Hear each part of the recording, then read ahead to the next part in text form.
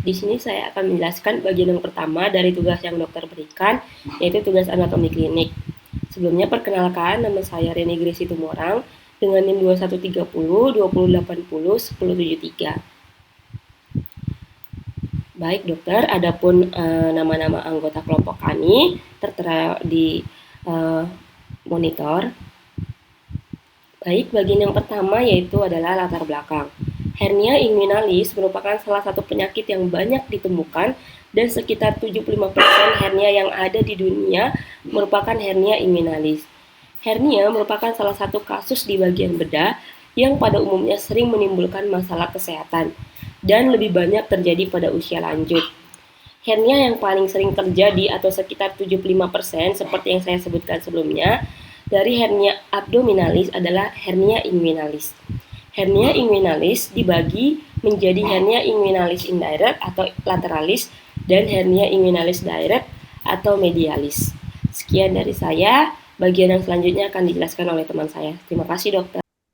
Perkenalkan, saya Nova Permata Fauzan yang akan menjelaskan terkait metode penelitian. Metode atau desain yang digunakan dalam penelitian ini adalah penelitian analitik dengan pendekatan cross-seksional. Tempat pelaksanaannya adalah di Rumah Sakit Umum Dr. Sudarso Pontianak. Sampel yang digunakan dalam penelitian ini adalah pasien hernia inguinalis yang memenuhi kriteria penelitian. Untuk besar sampel yang akan diambil adalah seluruh pasien hernia inguinalis dalam periode penelitian tahun 2010. Variabel bebas pada penelitian ini adalah usia, sedangkan variabel terikat adalah hernia inguinalis. Perkenalkan, saya Dewinta Olivia Eka Puspitaningrum. Nah, untuk hasilnya sendiri, pengumpulan data ini dilakukan pada tanggal 14 sampai 21 Mei 2013. Untuk total sampel yang didapatkan adalah sekitar 200 sampel yang dipilih berdasarkan kriteria inklusi dan eksklusi. Baik, saya Maria Manda Zahmi dengan NIM 21 2080 1080. Selanjutnya yaitu poin analisis univariat. Analisis univariat ini dilakukan untuk melihat distribusi masing-masing variabel pada penelitian, yaitu pada penelitian kali ini berupa usia dan hernia inguinalis dalam bentuk tabel berupa jumlah dan terima kasih. Perkenalkan, nama saya Yobel Amanda Putra dengan NIM 2130 2080 1076. Di sini saya akan membacakan persebaran usia daripada hernia inguinalis. Nah, dari hasil penelitian diketahui bahwasanya pada subjek penelitian yang mengalami hernia inguinal terbanyak pada usia antara 41 sampai dengan 65 tahun, yakni sebanyak 50 orang atau 43,8%, sebanyak 27 orang 23,7% subjek mengalami hernia inguinalis pada usia lebih daripada 65 tahun, sebanyak 13 orang atau 11,4% dari keseluruhan subjek mengalami hernia inguinalis pada usia antara 0 sampai 5 tahun, sebanyak 10 orang 8,8% subjek mengalami hernia inguinalis pada usia antara 21 sampai 40 tahun, sebanyak 8 orang atau 7,0% subjek mengalami hernia inguinalis pada usia antara 11 sampai dengan 20 tahun, dan sebanyak 6 orang 5,3% subjek mengalami hernia inguinalis pada usia 11 sampai dengan 20 tahun. Halo semuanya, perkenalkan nama saya Yitur Tuer Sadek dengan NIM 2130 2080 1079. Di sini saya akan menjelaskan mengenai jenis kelamin yang berdasarkan hasil dari jurnal yang telah kami cari. Untuk subjek penelitian mengalami hernia inguinalis itu lebih banyak terjadi pada laki-laki dibandingkan dengan perempuan. Yaitu untuk presentasinya yaitu sebanyak 107 orang dengan nilai ataupun angka 93,9%, sedangkan untuk wanita itu ataupun perempuan itu sebanyak 7 orang dengan persentase 6,1%. Terima kasih. Perkenalkan, nama saya Alma Mora Angelia dengan NIM 21 30 20 80 10 72. Di sini saya akan menjelaskan tentang hernia jenis lainnya, Dari hasil penelitian pada tabel 4.1 dapat diketahui bahwa jenis hernia lain yang sering terjadi adalah hernia skrotalis, yakni sebanyak 49 kasus dari 86 kasus hernia jenis lainnya, dan sering terjadi pada usia antara 41 hingga 65 tahun. Selain itu, pada tabel menunjukkan hernia umbilikal terjadi sebanyak 18 kasus yang sering terjadi pada rentang usia 0 hingga 5 tahun. Kemudian ada 17 kasus kejadian hernia epigastrika yang sering terjadi pada rentang usia 21 hingga 40 tahun. Dan yang terakhir ada sebanyak 2 kasus hernia femoralis yang terjadi antara usia 41 hingga 65 tahun dan juga di atas 65 tahun. Mungkin itu saja yang dapat saya sampaikan. Atas perhatiannya, saya ucapkan terima kasih.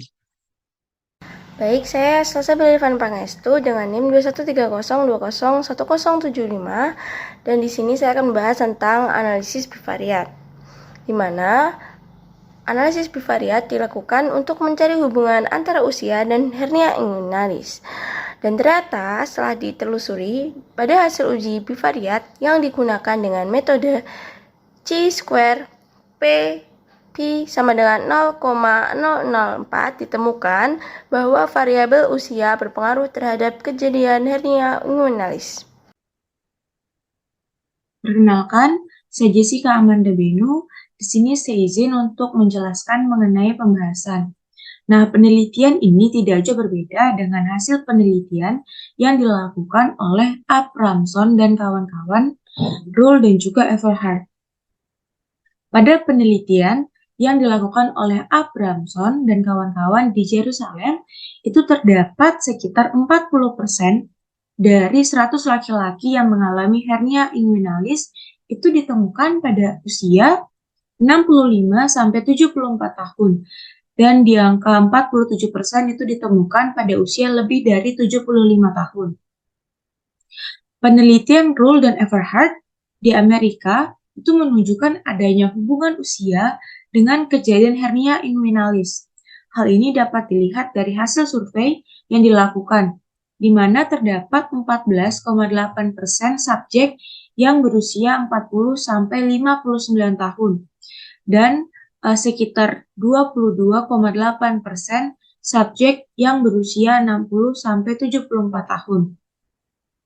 Penelitian ini juga diperkuat oleh data yang dikemukakan oleh Marijata pada tahun 2006, di mana bahwa insidensi hernia inguinalis itu diperkirakan diderita oleh 15% dari populasi dewasa, 5-8% pada rentang usia 20-40 tahun, dan mencapai 45% pada usia 45 tahun ke atas.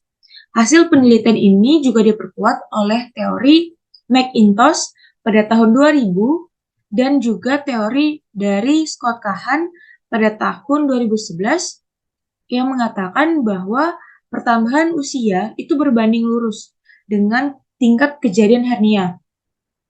Hernia inguinalis ini dapat terjadi pada semua umur, namun paling banyak terjadi pada usia antara 45 sampai 75 tahun.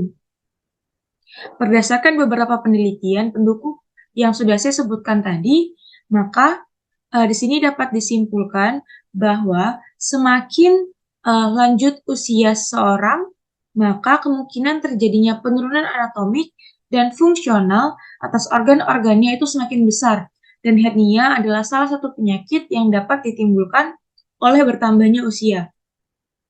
Hasil penelitian ini juga menunjukkan bahwa laki-laki itu lebih banyak mengalami hernia inguinalis dibanding wanita. Hal ini ditunjukkan dengan adanya sekitar 106 orang subjek penelitian berjenis kelamin laki-laki yang mengalami hernia inguinalis. Baik, selanjutnya saya akan melanjutkan pembahasan presentasi kali ini.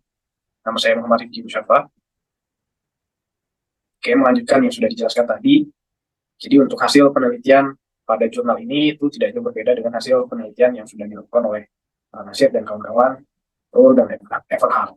Kemudian penelitian yang dilakukan oleh Nasir dan kawan-kawan ini menunjukkan bahwa dari 837 orang, itu ternyata terdapat 820 orang yang berjenis kelamin laki-laki yang mengalami hernia inguinalis. Jadi untuk rasio perbandingan antara laki-laki dan perempuannya itu adalah 48:1. Artinya pada hernia inguinalis dalam jurnal yang kami bahas pada kesempatan kali ini menunjukkan bahwa jumlah laki-laki sangat berbeda jauh, lebih banyak daripada perempuan. Perbandingannya 48:1. Kemudian penelitian lain di Amerika Serikat yang dilakukan oleh Roll dan Eberhard menunjukkan adanya hubungan antara jenis kelamin dan hernia inguinalis. Jadi kalau Nasir itu tadi menemukan bahwa perbandingan antara laki-laki dan perempuan itu adalah 48:1, maka Roll dan Eberhard di Amerika Serikat ini mereka mengamini bahwa memang ada hubungan antara jenis kelamin dan penyakit hernia inguinalis itu sendiri. Kemudian hal ini juga dapat dilihat dari hasil survei yang dilakukan terhadap 62 subjek yang mengalami hernia inguinalis. Jadi ada 62 orang lain yang juga mengalami hernia inguinalis, di mana ditemukan itu 500 subjek berjenis kelamin laki-laki. Jadi bisa disimpulkan bahwa dalam bagian pembahasan ini penulis ingin menunjukkan bahwa ada keterkaitan antara penyakit hernia inguinalis dan jenis kelamin, dan di mana laki-laki pada umumnya lebih banyak mengidap ataupun mengalami penyakit hernia inguinalis ini. Demikian, selanjutnya akan dibahas oleh rekan saya. Selanjutnya, yang terakhir adalah kesimpulan, di mana pada penelitian ini didapatkan angka kejadian hernia inguinalis adalah lebih kurang 57%, di mana itu beriringan dengan meningkatnya usia, maka semakin meningkat pula resiko terhadap terjadinya hernia inguinalis ini. Dan usia terbanyak yang mengalami hernia inguinalis itu berada pada rentang 41 hingga 65 tahun.